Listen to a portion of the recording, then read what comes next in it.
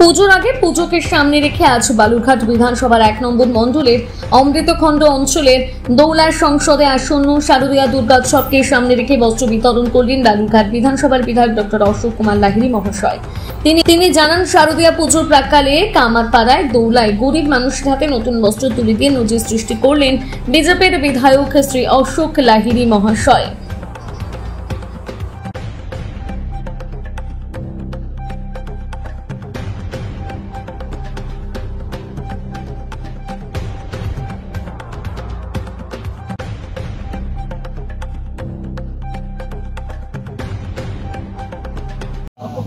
আজকে বালুরঘাট মন্ডল 1 অমৃতখণ্ড অঞ্চলে আমার সহকর্মী বন্ধু বান্ধব এখানে যারা জনসেবা করেন তাদের সঙ্গে এসেছি।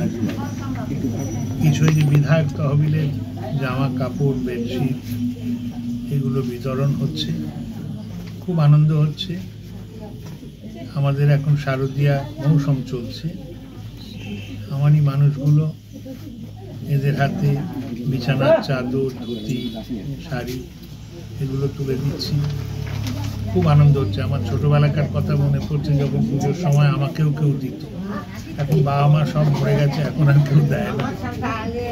ঠিক আছে, অন্তত এটা একটা যোগ দিতে পেরেছি, খুব ভালো লাগছে। এই জন্যই আসা।